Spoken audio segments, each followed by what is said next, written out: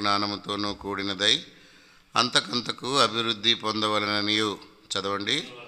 So that you can approve the things that are superior and can be pure and blameless in the day of the Christ.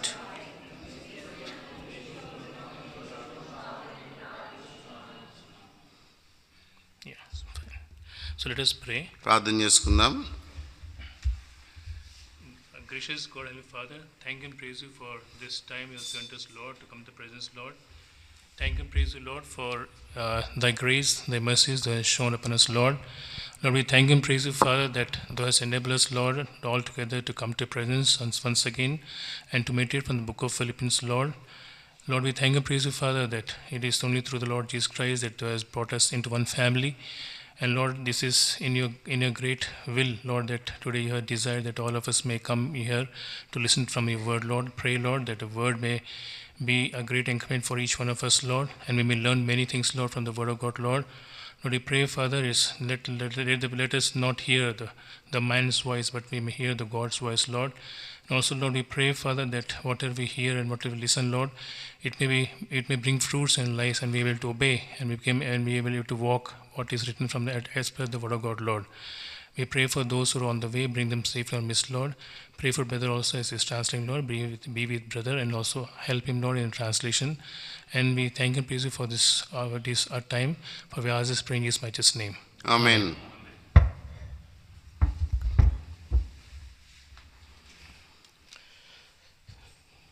So here we see. So here we see that Paul. This is the prayer of Paul for the church of Philip.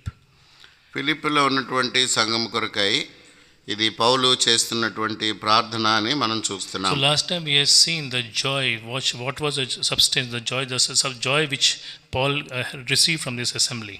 ఈ యొక్క మరి మందిరము సమాజం నుండి ఎటువంటి సంతోషాన్ని ఆనందాన్ని మరి పౌలు పొంది ఉన్నాడో ఆ విషయాలను మనం గత వారాన చూసాం.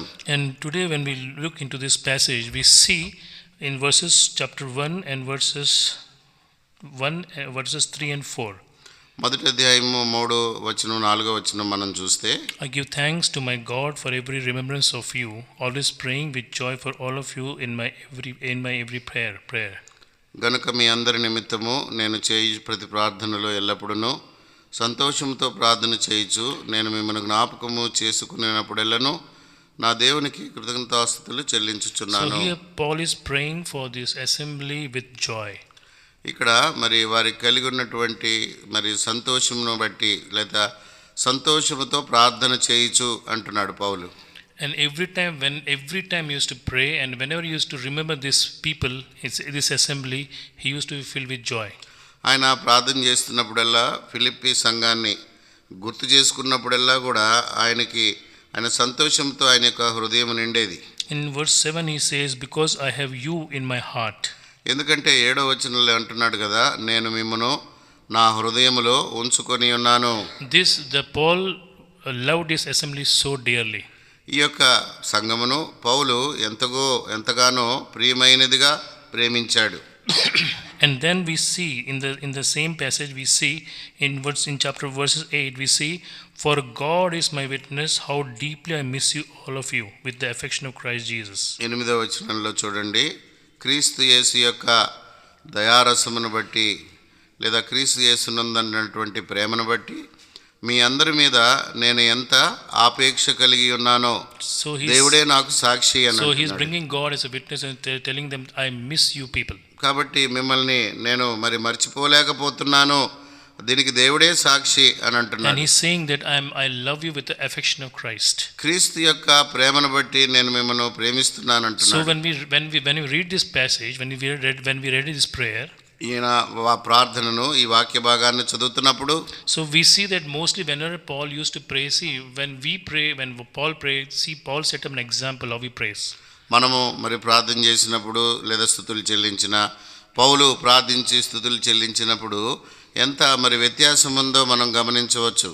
See, the reason behind it, behind the prayer of Paul is basically he used to pray for the spiritual needs rather than the material needs for the assembly. పౌలు ఫిలిప్పీ సంఘాన్ని కొరకు ప్రార్థన చేస్తున్నప్పుడు అక్కడ వారి భౌతికమైనటువంటి అక్కర్ల కంటే వారి ఆత్మీయమైనటువంటి అక్కర్ల నిమిత్తమే పౌలు ప్రార్థిస్తున్నట్టు కనిపిస్తాడు. And when we read this passage, we say that, see what he says, for God is my, see verse 9, and I pray this, that your love will keep on growing in knowledge and in discernment. దేవుడే నాకు సాక్షి అంటూ 9వ వచనంలో మరి మీరు శ్రేష్టమైన కార్యములను వివేచింపగలవారగుటకు మీ ప్రేమ తెలివితోనూ సకల విధములైన అనుభవ జ్ఞానముతో కూడినదై అంతకంతకు అభివృద్ధి పొందవలనని. Now why Paul is praying that their love should grow and keep growing? ఎందుకు వారి యొక్క ప్రేమ మరి వృద్ధి చెందాలని పౌలు ప్రార్థిస్తున్నాడు, కోరుతున్నాడు? When we have read last time, and we have seen this last time, this assembly, we see that this assembly financially and materially they help Paul. ఈ యొక్క ఫిలిప్పీలో ఉన్నటువంటి సంఘము వస్తురూపకంగాను ఆర్థికంగాను మరి పౌలు ఇబ్బందిలో ఉన్నప్పుడల్లా కూడా సహాయపడినటువంటి వారుగా ఉన్నారని చూశాం. See, this assembly not only prayed, but they knew the needs of Paul. వారు కేవలము ప్రార్థన చేసేటువంటి సంఘమే కాకుండా పౌలు యొక్క అక్కర్లేమిటో కూడా ఎరిగిన సంఘంగా ఉన్నారు. Because we have seen last time, we have seen chapter 4, and we have seen from verses 15 that you alone were one. See verses 15, we read once again, chapter 4 verse 15, and you Philippians know that in the early days of gospel when I left Macedonia, no church shared with me in the matter of giving and receiving except you alone. ఫిలిప్పీలకు రాసిన పత్రిక 4వ అధ్యాయం 15వ వచనంలో, ఫిలిప్పీలారా, సువార్తను నేను బోధింపనారంభింప మాసిదోనియాల నుండి వచ్చినప్పుడు ఇచ్చు విషయంలోనూ పుచ్చుకున్న విషయంలోనూ మీరు తప్ప నాకు ఏ సంఘపు వారును నాతో పాలివారు కాలేదని మీకు తెలియను. And verses 18 we have seen not only materially financially they help Paul, but also in verse 18 he says they send a man called Epaphroditus. ఏవో వస్తువులు లేకపోతే ద్రవ్యము పంపించటమే కాదు, ఒక వ్యక్తిని పంపిస్తున్నారు. వాళ్ళు ఎపఫ్రోదితును పంపిస్తున్నారు. And we see that this person, not only financially and not only this, but they have sent a person who could emotionally be with Paul, who could physically be with Paul, emotionally he could help Paul in many things. ఏదో మరి అవసరంలో ఉన్నారు కదా అని క్షమించండి, ద్రవ్యమును లేకపోతే ఏదైనా వస్తువులు అవి పంపించటమే కాదు, కానీ భావోద్రేకపరంగా కూడా మరి పౌలుతో సహకారిగా ఉండే నిమిత్తమై వారు ఎపఫ్రోదితును పౌలు దగ్గరికి పంపిస్తున్నారు. What is the difference between the unbelievers and believers? అవిశ్వాసులకి విశ్వాసులకి తేడా ఏంటి? You know, suppose if a brother from our assembly is sick and he's sick. ఒకవేళ మన యొక్క సహోదరులలో ఒకరు అనారోగ్యంతో ఉన్నారు. What happens if suddenly some group of people from assembly they go visit them, pray for them, and they help them financially and also emotionally, they be with them, what will happen? ఒక మరి గుంపు సహోదరులుగా వెళ్ళి ఆయన వారి కొరకు బాగలేని వారి కొరకై ప్రార్థన చేసి వారికి ఏదైనా ఆర్థికంగా అవసరమైతే సహాయపడి మరి వారిని ఓదార్చి ఆదరించి వారిని ధైర్యపరిస్తే ఎట్లా ఉంటుంది అది?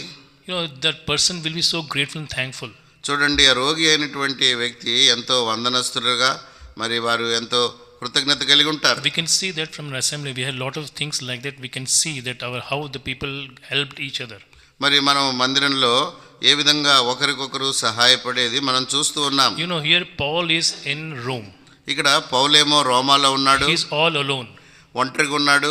And he's in prison. He's in home prison. ఒక అద్దె ఇంటిలో ఉన్నాడు కానీ చెరలోనే మరి బంధింపబడే ఉన్నాడు. And every time he has no privacy, he can't talk to anyone, and that is the sort of thing what happened to Paul. మరి పౌలుతో పలకరించేవారు పరామర్శించేవారు కానీ మాట్లాడేవారు ఎవరు లేరు. ఆయన He was all alone. ఒంటరిగా ఉన్నాడు. And also he required financial help also. ఆయనకి కొంత ఆర్థిక సహాయం కూడా అవసరమైంది. And that time when this Philippians when they knew this, they extended forward, they extended their grateful heart, they thanked their whatever they can do they did for Paul. ఎప్పుడైతే పౌలు యొక్క అక్కరని ఫిలిప్పీలో ఉన్నటువంటి సంఘం వారు గుర్తెరిగారో, వారు ఏమేమైతే చేయగలిగారో అదంతా కూడా వారు చేస్తూ సహాయపడుతూ వచ్చారు. You know how this church was doing? ఈ సంఘము ఏ విధంగా ఉంటూ వచ్చింది? You know, when we read book of 2 Corinthians chapter 8 and verses 1 to 5. 2వ కొరింథీయులకు రాసిన పత్రిక 8వ అధ్యాయము మొదటి 5 వచనాలు మనం చూస్తే, సోదరులారా, మాసిదోనియా సంఘములకు అనుగ్రహింపబడిన దేవుని కృపను గూర్చి మీకు తెలియజేయుచున్నాము. ఎలాగనగా వారు బహుశ్రమల వలన పరీక్షింపబడగా అత్యధికంగా సంతోషించిరి. మరియు వారి నిరుపేదలైనను వారి దాతృత్వము బహుగా విస్తరించెను. ఈ కృప విషయంలోనూ పరిశుద్ధుల కొరకైన పరిచర్యలో పాలు పొందే విషయంలోనూ మనపూర్వకముగా మమ్మను వేడుకొనుచు వారు తమ సామర్థ్యము కొలదియేగాక సామర్థ్యము కంటే ఎక్కువగాను తమంతట తామే ఇచ్చిరని మీకు సాక్ష్యమిచ్చుచున్నాను. ఇదియుగాక మొదట ప్రభువునకును దేవుని చిత్తం వలన మాకును తమను తామే అప్పగించుకొనిరి.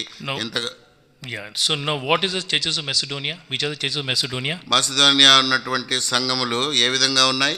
Which are, one is the churches of మాసిదోనియాలో ఉన్న సంఘములు ఏమిటి? One is Philippi. The second Thessalonica, and the third is Berea. మూడవది Berea. See, this is what the Paul was writing to book of Corinthians. మరి కొరింథీయులకు ఈ పత్రికను పౌలు రాస్తున్నాడు. Corinthians was the first book, chapter in 52 is the first book which Paul wrote. మరి పౌలు రాసేటువంటి మరి First Corinthians wrote in 52 AD. మరి 52వ సంవత్సరంలో పౌలు కొరింథీయులకు లేఖ రాశాడు. But second Corinthians wrote the chapter. Second Corinthians wrote in much later. రెండవ కొరింథీయులకు రాసిన పత్రిక కొంతకాలం అయిన తర్వాత రాశాడు. And he see how he's telling that churches of Macedonia. చూడండి మాసిదోనియా సంఘములకు సంఘముల విషయం ఏమని చెప్తున్నాడో చూడండి. And saying out of they were full, their abundance of joy was full. వారు మరి దాతృత్వం వారు చూడండి అత్యధికముగా సంతోషించారు. And in the great deep poverty, వారు ఎంతో నిరుపేదలైనను కూడా they have given more than what they could give. వారు ఇవ్వగలిగినంత కంటే ఎక్కువగా ఇచ్చారు. That is the love they had for the ministry, God's people. దేవుని యొక్క పరిచర్య కొరకై దేవుని ప్రజల కొరకై అంత ప్రేమ వారు కలిగి ఉన్నారు. And they said they gave first to themselves, and then they gave first they gave themselves to God, and then they gave themselves to the people of God. వారు మొట్టమొదట తమను తాము దేవునికి సమర్పించుకున్నారు, అప్పగించుకున్నారు. తర్వాత దేవుని చిత్తం వలన తమను తాము మాకు కూడా అప్పగించుకున్నారు. So this is the type of ministry the church of Philippi had. Philippi ఇటువంటి మరి సంఘ పరిచర్యను కలిగి ఉంది. So when this is a thanksgiving letter of Paul to Philippians. కాబట్టి ఈ విషయాలన్నిటిని బట్టి పౌలు వారికి మరి వందనాలు తెలుపుతూ ఈ పత్రికను రాస్తున్నాడు. So this church is growing in love. ఈ యొక్క సంఘము ప్రేమలో వర్ధిల్లుతూ ఉంది. You can see the people were filled with joy, and they had a love for Paul. ఎంతో సంతోషముతో వారు పౌలు కొరకై ఎంతో ప్రేమతో వారు నిండి ఉన్నారు. And Paul was also filled with great joy and also filled with love for these people. పౌలు కూడా వారి విషయమై ఎంతో సంతోషముతో మరి వారిని ఆ హృదయంలో ఉంచుకొని ఎంతో ప్రేమిస్తున్నవాడుగా ఉన్నాడు. So that's why he says in chapter verses 9, and I pray this for that your love will keep on growing. ఇక్కడ మరి 9 నుంచి 11 ఏమో మనకు కలిసింది. ప్రార్థించుచున్నాను అని అన్నాడు కదా చివరిలో. అయితే మరి మీ యొక్క ప్రేమ అంతకంతకు వర్ధిల్లవలెనని అని అంటున్నాడు, అభివృద్ధి పొందవలెనని. And much more than that they had a love for the God, the spreading of the gospel. మరి సువార్తను ప్రకటించడానికి కొరకై మరి దేవుని కొరకై వారు ఎంతో ప్రేమ కలిగిన వారుగా Last ఉన్నారు. time we have seen about this assembly. గత వారం చూసాం కదా ఈ యొక్క సంఘాన్ని గురించి. They were partner with Paul in spreading the good news. సువార్తను ప్రకటించే విషయంలో వారు మొదటి నుంచి కూడా పౌలుతో పాలివారై ఉన్నారు. So that is this all things when Paul remembered, he was filled with love and he was filled with joy. ఇవన్నీ జ్ఞాపకం చేసుకుంటూ ఉన్నప్పుడు పౌలు ఎంతో సంతోషంతోనూ ప్రేమతోనూ ఆయన హృదయము నిండుంది.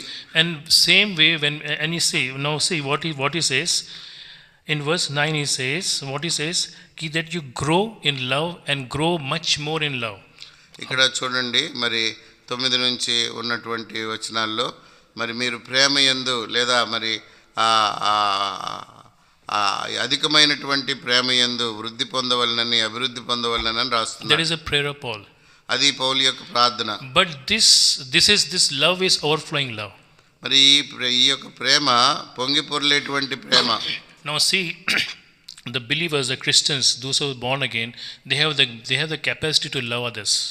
విశ్వాసులు తిరిగి జన్మించినటువంటి వారు ఇతరులను ప్రేమించడానికి తగిన సామర్థ్యం వారికి ఉంటుంది. Why? ఎందుకు? Because in Romans chapter 5 and verse 5, రోమా 5వ అధ్యాయం 5వ వచనంలో he says that the love of God has shed abroad in the hearts through the Holy Spirit in Christ. పరిశుద్ధాత్మ దేవుడు మరి వారి యొక్క హృదయములలో దేవుని యొక్క ప్రేమను కుమ్మరించి ఉన్నాడు అని వ్రాయబడి So ఉంటుంది. our hearts are full of love which has been poured in our heart through the Holy Spirit. కాబట్టి మన యొక్క హృదయములలో పరిశుద్ధాత్మ దేవుని చేత కుమ్మరించబడినటువంటి ప్రేమను మనం కలిగి ఉంటాం. So here Paul, when he says love, let your love be abounding, ఇక్కడ మీ ప్రేమ అభివృద్ధి పొందవలనని అని రాస్తున్నప్పుడు this love is not only for each other but also for the spreading of the gospel for other people also. ఈ ప్రేమ మనలో ఒకరికొకరే కాకుండా సువార్త ప్రకటించుట కొరకై, అంటే ఇతరులను కూడా మనం ప్రేమించుతున్నామని. But predominantly he is speaking about the love for our each for fellow brothers. అయితే ప్రాముఖ్యంగా సహవిశ్వాసుల మధ్యలో ఉన్నటువంటి ప్రేమ. See book of First Thessalonians chapter 3 మొదటి తెస్సలోనికీయులకు రాసిన పత్రిక 3వ and అధ్యాయము verse 12. 3వ అధ్యాయము 12వ వచనము 12 and 13. 12-13. మరియు మన ప్రభువైన యేసు తన పరిశుద్ధులందరితో వచ్చినప్పుడు మన తండ్రి అయిన దేవుని ఎదుట మన హృదయములను పరిశుద్ధత విషయమై అనింద్యమైనవిగా ఆయన స్థిరపరచుటకై మేము మీ ఎడల ఎలాగూ ప్రేమలో అభివృద్ధి పొంది వర్ధిల్లుచున్నామో అలాగే మీరును ఒకని ఎడల ఒకడును మనుషులందరి ఎడలను ప్రేమలో అభివృద్ధి పొంది వర్ధిల్లునట్లు ప్రభు దయచేయును గాక. So let your love overflow and let your love increase for one another. ఒకరి ఎడల ఒకడు మీ ప్రేమలో అభివృద్ధి చెందాలి, అభివృద్ధి పొంది వర్ధిల్లాలి. Now what happens when the love is overflowing? ఎప్పుడైతే ప్రేమ వర్ధిల్లుతుందో లేదా పొంగి పొర్లుతుందో ఏం జరుగుతుంది? Now this love which is overflowing from our hearts is like a river. మన హృదయములో నుంచి పొంగి పొర్లే ప్రేమ ఒక నది వలె ప్రవహిస్తుంది. And if this river and Paul says further what he says in Philippians chapter 1 verse 9, what he says, Philippi 1:9లో పౌలు ఏమంటున్నాడు? this love should grow in knowledge and every discernment. ఈ ప్రేమ తెలివితోనూ ప్రతి కార్యమును వివేచింపగలవారగుటకు అని అంటున్నాడు. So there should be there are two banks for a love. మరి ప్రేమకు రెండు మరి ఆ యొక్క తీరాలు ఉన్నాయి. Now what happened in 2022 and 22 especially 22 and 21 when lot of rains fell in month of September October in Hyderabad. హైదరాబాద్లో 21వ సంవత్సరం లేదా 22 చాలా వర్షాలు కురిచాయి. So what happened, the water when the water flows in a river, it is very good for us. The water is very precious. నదిలో నీరు పారుతూ ఉన్నప్పుడు ఆ యొక్క నీరు ఎంతో ప్రశస్తమైంది. But if the water overflows, అయితే ఆ నీరు గనక పొర్లిపారితే ఏమవుతుంది? it will flood. అది వరదలకు దారితీస్తుంది. Then is it good? అది మంచిదా? Lot of people lot of the homes were destroyed and lot of things. Even we see in Kerala also when flood was there, we have seen that in TV we have seen that. ఎన్నో ఇండ్లు కొట్టుకుపోతాయి. కేరళలో కూడా మనం చూసాం కదా, ఆ గ్రామాలే కొట్టుకుపోయినాయి. If the river doesn't have banks, ఒకవేళ గనక ఆ యొక్క నదికి హద్దులు లేకపోతే ఇరుప్రక్కన కూడా కట్టలు లేకపోతే that will destroy the life. అవి మరి ఆ ప్రాణానికే ప్రమాదం. So here Paul is telling that there should be two banks. ఇక్కడ మరి two banks. ఇక్కడ రెండు హద్దులు, రెండు కట్టలు. One bank is the knowledge. ఒకవైపు ఉన్నటువంటి కట్టేమో తెలివి ఉండాలి. The other thing is the every kind of discernment. మరోవైపు కట్ట ఏంటంటే ప్రతి విధమైనటువంటి వివేచన. So if we don't have this two, ఈ రెండు లేకపోతే even the overflowing love will be destroying the other lives. పొర్లిపోయేటువంటి ప్రేమ కూడా అది ఇతరులకి ప్రమాదకరంగా అవుతుంది. Now Paul, when he's writing about love, is writing about agape love. మరి పౌలు రాస్తున్నప్పుడు ఈ ప్రేమ ఏంటంటే ఇది agape Prema. So when he speaks of the knowledge, ఆయన మరి ఆ జ్ఞానము గురించి మాట్లాడుతున్నప్పుడు when let's see, he is not only speaking to Philippians but also see book of Ephesians chapter 1, but see what was his prayer. ఫిలిప్పీలకే కాకుండా ఎఫెసీలకు కూడా ఆయన వ్రాస్తూ ఎఫెసీల కొరకైనటువంటి ప్రార్థనలో ఏమంటున్నాడో చూడండి. Chapter 1 verse 17. మొదటి అధ్యాయము 17వ వచనము, ఎఫెసీ 1వ అధ్యాయము 17వ వచనము మనకి కింద నుంచి ఉంటుంది చూడండి. మీరు మన ప్రభువైన యేసుక్రీస్తు యొక్క దేవుడైన మహిమా స్వరూపియగు తండ్రి తను తెలుసుకొనుట యందు మీకు జ్ఞానమును ప్రత్యక్షతయను గల మనస్సు అనుగ్రహించునట్లు. So and verse 18, 18వ వచనము, and that the perception of a mind may be enlightened. మీ యొక్క మరి మనోనేత్రములు వెలిగింపబడినందున. So he is praying for wisdom and he is praying for perception. ఆయన మరి జ్ఞానమును గురించి, అంతేకాకుండా ప్రత్యక్షతయు గల లేకపోతే మరి ఆ యొక్క వివేచన గల మనస్సు అనుగ్రహింపబడినట్లుగా. Book of Colossians chapter 1, కొలస్సీలకు రాసిన పత్రిక మొదటి అధ్యాయంలో and verse 9. 9వ వచనంలో last part we see we are asking that you may be filled with the knowledge of his will in all wisdom and spiritual understanding. 9వ వచనం నుంచి 12 కలిసింది కానీ చూడండి, మీరు సంపూర్ణ జ్ఞానమును ఆత్మ సంబంధమైన వివేకమును గలవారునై. So he is praying about the knowledge and understanding. కాబట్టి ఆయన మరి జ్ఞానము వివేచన కలిగినటువంటి వారముగా ఉండాలని. So these two things are most important. ఈ రెండు విషయాలు కూడా చాలా ప్రాముఖ్యమైనవి. What is this knowledge? ఏంటి యొక్క జ్ఞానము? This knowledge speaks about the agape love. ఈ యొక్క జ్ఞానము మరి అగాపే ప్రేమను గురించి మాట్లాడుతుంది. When we read book of Hebrews, హెబ్రీయులకు రాసిన పత్రిక మనం chapter 5 5వ అధ్యాయము verse 14. 14వ వచనం. How do we get the knowledge? ఏ విధంగా ఈ యొక్క జ్ఞానాన్ని మనం What is the knowledge we want?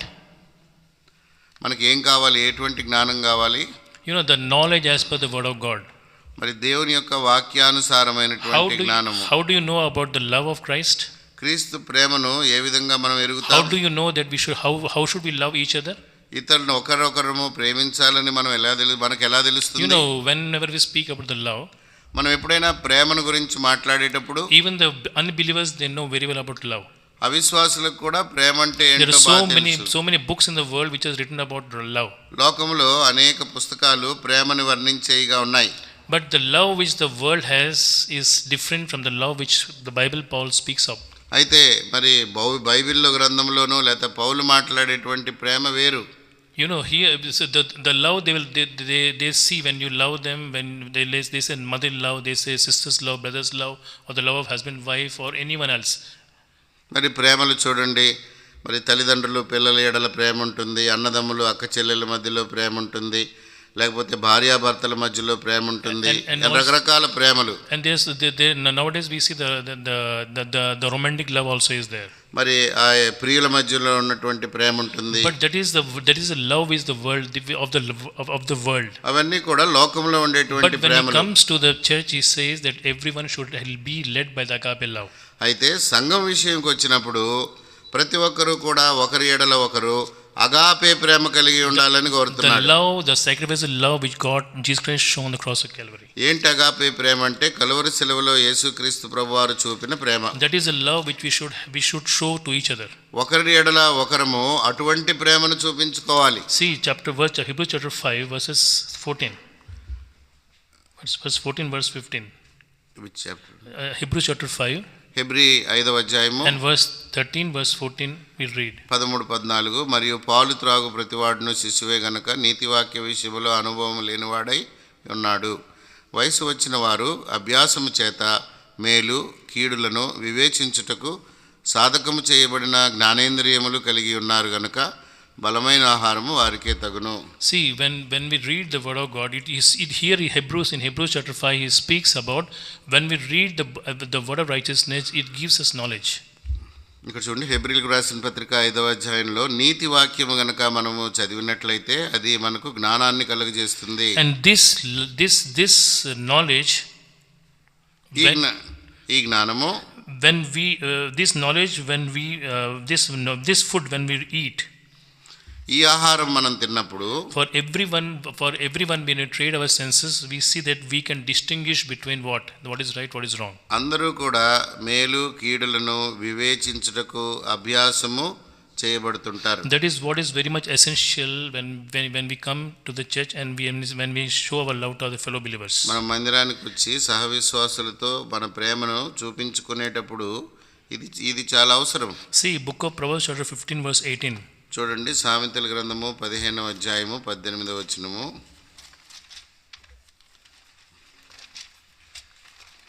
సామెతల గ్రంథము 15వ అధ్యాయము chapter 18 verse 15. క్షమించండి, 18-15. 18-15వ వచనము. జ్ఞానుల చెవి తెలివిని వెదుకును, వివేకము గల మనస్సు తెలివిని సంపాదించుకును. That is what when we read the Proverbs, we see understanding, knowledge and discernment. ఇక్కడ మనం సామెతలు చదివినప్పుడు అక్కడ మరి జ్ఞానం ఉంటుంది, వివేకం ఉంటుంది, వివేచన కూడా ఉంటుంది. So this is what Paul says. He says yes that you should be filled with the knowledge. మరి పౌలు చెప్పేది ఏంటంటే మీరు ఇటువంటి జ్ఞానపూర్ణులై లేదా జ్ఞానము ఎంత అభివృద్ధి చెందవలనని అని రాస్తాడు. Our love is centered, is Christ-centered. మన యొక్క ప్రేమ క్రీస్తుని కేంద్రంగా కలిగి ఉండే ప్రేమ. Christian love is a sacrificial love. క్రైస్తవ ప్రేమ త్యాగపూరితమైన ప్రేమ. And what is the discernment? మరి వివేచన అంటే The knowledge which you acquire from the word of God. దేవుని యొక్క వాక్యము నుండి మనకు కలిగే జ్ఞానము. So then that we have to apply in our life. అది మన యొక్క జీవితాలకి అన్వయించుకోవాలి. So we have to apply in our life and show that the love which we are showing, whether it is selfish love. ఆ యొక్క జ్ఞానాన్ని మనం పొంది అన్వయించుకొని మనం చూపించే ప్రేమ స్వార్థపూరితమైందా లేదా వాక్యానుసారమైందా? Or is it legitimate, or is it legitimate, is it right? మరి అది న్యాయబద్ధమైందా, మరి సరి అయిందేనా మన ప్రేమ? See, when we give gifts to our children, that is right, that is love. మరి మన యొక్క పిల్లలకి ఏదైనా ఇస్తున్నప్పుడు మన ప్రేమను మనం వ్యక్తపరుస్తాం, అది సరే. But at the same time, when you spank your children, that is also expression of love. చూడండి, మన యొక్క పిల్లల్ని మనం కొడితే అది కూడా ప్రేమను వ్యక్తపరచడమే. Many because they don't know when to beat and when to give gifts. అయితే చాలా మంది తల్లిదండ్రులకి ఎప్పుడు కొట్టాలో తెలియదు, తర్వాత ఎప్పుడు వారికి బహుమతులు ఇవ్వాలో తెలియదు. What they do, they always they keep on giving. They say this is the expression of love. వాళ్ళు అనుకుంటారు కదా, అడిగినవన్నీ ఇస్తూ పోతే అదే ప్రేమను వ్యక్తపరచడం అనుకుంటారు. But when you read the word of God, అయితే మీరు దేవుని వాక్యం చదివితే what the word of God says, వాక్యం ఏం చెప్తుంది? Discipline the child when he is young. మరి మీరు బాలుడిని మరి చిన్ననాడే అదే శిక్షణ అదే క్రమశిక్షణ, అదొక మాట వాక్యం ఉంది కదా, చిన్నగా ఉన్నప్పుడే బాలుడిని శిక్షించాలి. You know, many times, when we read the word of God in book of 2 Corinthians, it speaks about three ministries. మరి 2 కొరింథీయులకు రాసిన పత్రికలో మనం చదివినప్పుడు అక్కడ 3 రకాలైనటువంటి పరిచర్యల గురించి మాట్లాడుతున్నాడు. The one ministry speaks, when Paul speaks about the covenant, and he says we are into new covenant, and we are under the new covenant ministry. మరి ఒకటేమో నిబంధన గురించి మాట్లాడుతూ మనము క్రొత్త నిబంధన కింద, మరి క్రొత్త నిబంధన పరిచర్య కింద మనం ఉన్నాం. That means we are under the Holy Spirit. అంటే మనము పరిశుద్ధాత్మ యొక్క యుగములో మనం ఉన్నాం. So we minister everything under in the power of the Holy Spirit. కాబట్టి మనము పరిశుద్ధాత్మ దేవుని ఆధారం చేసుకొని పరిచర్య చేస్తాం. The second is speaks about giving. రెండవదేమో ఇచ్చుట అనే పరిచర్య. But the third ministry is lacking many of the churches. మరి మూడవ పరిచర్య అనేక సంఘాలలో కూడా కనబడని పరిచర్య. You know what is that ministry? ఏంటా పరిచర్య? Discipline. అది క్రమశిక్షణ లేదా discipline ministry is not there. క్రమశిక్షణ లేదా ఆ యొక్క క్రమశిక్షణలోనికి సంఘాన్ని నడిపించే పరిచర్య అనేక సంఘాల్లో లేదు. We feel that if we say something to our brothers, if we do something or tell about him about anything, or if we rebuke him, he will not come, and he will say that I don't love him. మనం ఏమనుకుంటామంటే ఎవరన్నా గట్టిగా సంఘంలో గద్దిస్తే మళ్ళీ వారు రారేమో, మానేస్తారేమో అని మరి వాళ్ళ గురించి వాడు బాధపడతారేమో అని అనుకుంటాం. But the word of God says that you reprove your brother, you check your brother. If he is wrong, if he is in sin, then what you should correct them. మరి దేవుని యొక్క వాక్యం చెప్తుంది ఏంటంటే, నీ యొక్క సహోదరుడు తప్పు చేస్తూ ఉంటే నువ్వు గద్దించాలా, సరిదిద్దాలి అని రాయబడి ఉంది. So that knowledge we receive from the word of God. అయితే అటువంటి జ్ఞానాన్ని మనం దేవుని యొక్క వాక్యం నుంచి పొందుతాం. And depending on that we have to discern what is right, what is wrong. ఆ వాక్యంని ఆధారం చేసుకొని ఏది మంచి ఏది చెడు అని వివేచించాలి. So this is what the Paul says, that the love which is you are showing, the love, the overflowing love which you are showing should have two banks. One bank is knowledge, the other bank is discernment. కాబట్టి మీలో నుంచి పొంగి పొర్లేటువంటి ప్రేమకు 2 కట్టలు, కుడివైపు ఎడంవైపు. ఒకవైపు ఏమో అది తెలివితో కూడిందైతే మరొక వైపు అది వివేచనతో కూడినదై ఉండాలి. So now why, what is the reason for, what is the purpose for that? ఎందుకు, దానికి కారణం ఏంటి? Verse 10, 10వ వచనం. so that, అందును బట్టి, and again he says that, ఇందువలన. so that means in order we should have the overflowing love, much abounding love, which have two banks, the knowledge and discernment, because so that మనము మరి పొంగి పొర్లేటువంటి ప్రేమను కలిగి ఉండాలి. ఆ ప్రేమకు 2 హద్దులు ఉండాలి. అది ఒకటి తెలివి హద్దు అయితే మరొకటేమో వివేచన మరి హద్దు. ఇందును బట్టి, ఇందువలన, because you can approve the things that are superior. మరి మీరు శ్రేష్టమైనటువంటి కార్యములను మీరు కోరుకోవటానికి లేదా వివేచించటానికి. That means you should approve the things that are excellent. ఏవైతే శ్రేష్టమైనవో ఉన్నతమైనవో అటువంటియే మీరు కోరుకోవడానికి మరి సరే అని అనడానికి. Now the word approve